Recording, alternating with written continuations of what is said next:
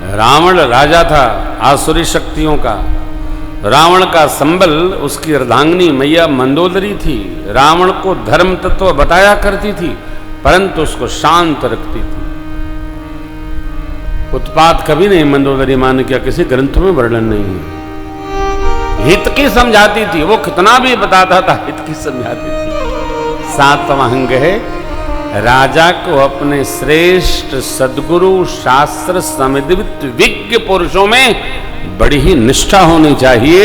यदि वो निष्ठा नहीं होगी तो राजा का कोई मार्गदर्शक नहीं रह जाएगा। राजा का मार्गदर्शक नहीं रहता है तो राजा का राजअंग विध्वंस हो जाता है। ये 7 अंग राजा के पुष्ट होने चाहिए। कई बार कथाओं में चर्चा हुई है। 7 अंग में एक भी कुतड़ हुआ तो गड़बड़ हो जाएगा, राजा तनाव में चला जाएगा। मेरे राम जी युवराज पद पर क्यों नहीं बैठ रहे हैं कि राम जी को क्या बात है बच्चा, बैठो, भाई टेंशन, अरे ठीक है बैठो, राम राम करो, श्री राधे, बैठो, हाँ बढ़िया है, जो है सो है। हम दूसरे को सेट कर रहे हैं, आप खुद अब सेट हो जाते हो, आनंद में रहो। हाँ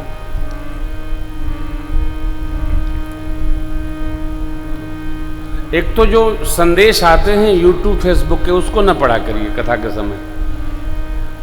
अब किसी के हनुमान जी गायब हो गए हैं, महाराज जी का बाल ललाट पे आ गया तो क्या बाल घुटवा दें? अब क्या मतलब है भैया? हो आए था ना, आनंद में रहो। जिसको जीवन में मिला सत्संग है उसी को हर घड़ी आनंद ही आनंद। तो काहे फंद में पड़ना पे मतलब, ठीक बढ़िया है, हाँ आनंद में।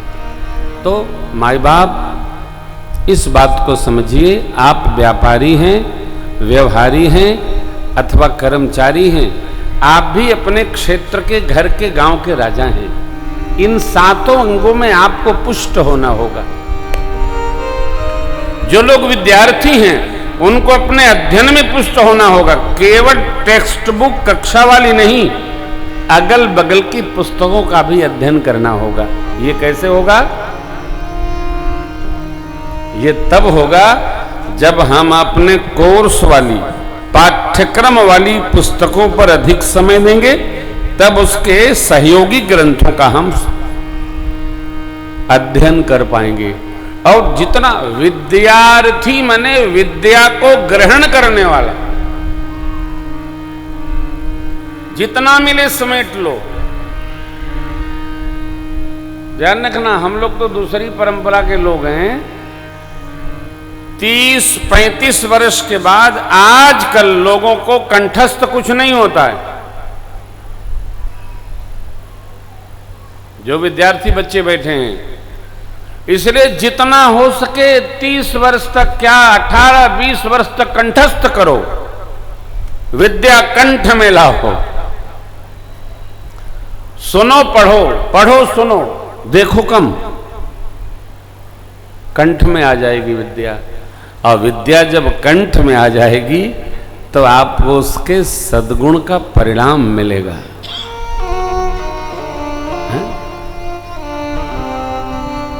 हम प्रति कथा में प्रेस वार्ता करते हैं। माननीय पत्रकार बंधु बैठे होंगे। प्रेस वार्ता में पत्रकार लोग शुरू होते हैं अयोध्या जी के राम जी के मंदिर से। मेरा पहला उत्तर, भैया देखो हम राम कथा करने आए हैं, मंदिर अयोध्या जी में बन रहा है, मैनपुरी में क्या सुनना है सो बताओ। क्योंकि जो बनी रहा उस पर क्या चर्चा करना, वो अपना विषय नहीं है। विषय क्या है? समाज को सुना के क्या देने आए हैं आप, ये विषय है। समाज को क्या चाहिए सो बताइए। आप व्यक्तिगत सवाल क्या करना, मेरे बारे में जानना है, मेरे से पूछो, चलो जान लिया। क्यों कथा करते हैं ये भी जान लिया, बता दिया। कथा करके आप क्या पाते हैं, कथा करके समाज क्या पाता है। समाज का 8 घंटे नित्य 5000 लोगों का बर्बाद करते हैं, क्यों? ये प्रश्न है। आप जितने लोग कथा सुनने आए हैं, माताएं 2 घंटा पहले घर में तैयारी करती हैं तो 3 घंटे के लिए निकल पाती हैं। यहाँ से वापसी जाने में 1 घंटा घर लगता होगा, फिर 1 घंटे में सब खटर बटर करके तो रात्रि विश्राम होता होगा, अगले दिन की फिर तैयारी करनी है। ये जो समय कथावाचक ले रहा है समाज के लोगों का, तो इसके बदले में दे क्या रहा है? केवल लेने के लिए ये भीड़ जुटाए हो कि कुछ दे भी पाते हो? ये प्रश्न है। यदि समाज को हम कुछ दे नहीं पा रहे हैं तो हमको 8 घंटा किसी नागरिक का, माता बहन का, भाई का, बच्चों का समय बर्बाद करने का कोई अधिकार नहीं है। कथा से यदि आपके आत्म तत्व को भोजन प्राप्त होता है तब तो कथा होना सफल, नहीं तो पढ़ाई और विघ्न करे पड़े हैं महाराज, लेना देना एक नहीं। समझना है, हम आपको कथा सुनाते हैं, आपको क्या मिलता है? ये राम जी के जीवन में जो संग्रहित हुआ है, ज्ञान संग्रह करना विद्यार्थी जीवन में, तपना युवानी में, जो युवान भाई बहन है उनको तपना होगा, जब तपेंगे तभी कुछ प्राप्त होगा। और जीवन में ये बात कदापि नहीं उतरनी चाहिए, ये नहीं रहा ना तो मैं वो कर देता। मैं क्या बताऊं, हमारे घर में पढ़ाई की सुविधा होती तो मैं भी आईएएस होता। आईएएस सुविधा नहीं ढूंढता, आईएएस दूसरे के घर की लालटेन से पढ़ करके लोग बन जाते हैं। सुविधा किसी को आईएएस नहीं बनाती है, आईएएस बनने की ललक व्यवस्था अपने आप ले लेती है। मैं कई बार कहता हूं, द होम्योपैथी के जन्मदाता डॉक्टर सैमुअल हैनीमैन साहब रोड स्ट्रीट लाइट से पढ़ करके होम्योपैथी के जन्मदाता हो गए। सुविधा किसी को IAS, PCS, IFS, professor, leader नहीं बनाती है। सुविधा में आदमी आलसी और हो जाता है, सुविधा कुछ नहीं बनाती। जिस जिसको सुविधा मिलती है वो आदमी सुविधा भोगने के चक्कर में अपने जीवन की तप यात्रा को रुग्ण बना देता है। सुविधा नहीं चाहिए, आराम नहीं चाहिए। मेरे राम जी चक्रवर्ती महाराज, श्री चक्रवर्ती महाराज के पुत्र हैं। कैसा? अवधराज सुरराज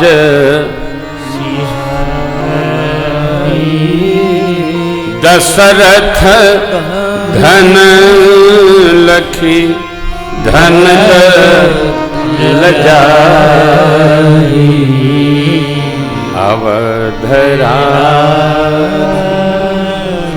अयोध्या नरेश की राज संपदा कितनी थी? कुबेर भी देखकर अयोध्या के राज संपदा को लज्जित हो जाते, इतनी संपदा अयोध्या में। बाबा ने पहले लिखा, रिद्धि सिद्धि संपत्ति नदी सुहाई, रिद्धि सिद्धि संपत्ति नदी सुहाई,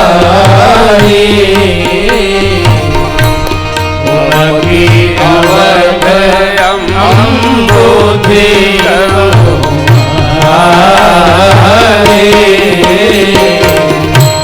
उमकी अवध हमको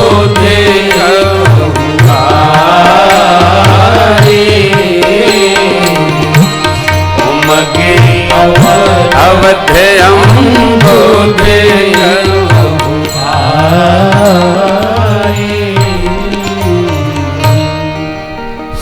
सुख संपत्ति रूपी नदियां कौन? अतो रिद्धि सिद्धि स्वरूपा सुख संपदा की नदियां अयोध्या रूपी समुद्र में अपने आप आकर गिरने लगी। कब? जब ते राम ब्याहि घर आए।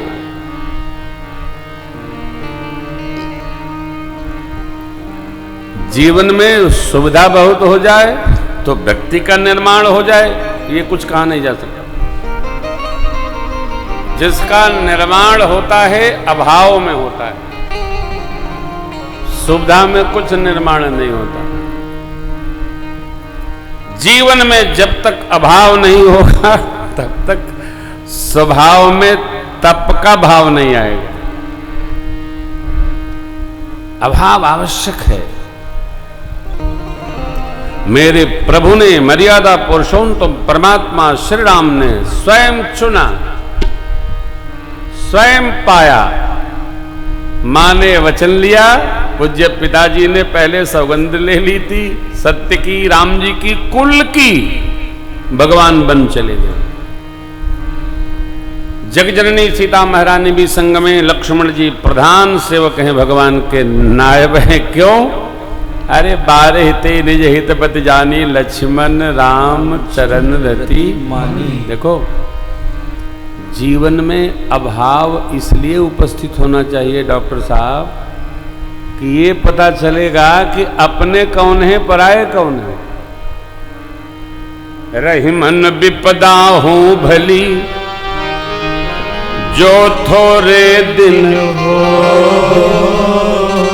हित अनहित या जगत, जान परत सब को।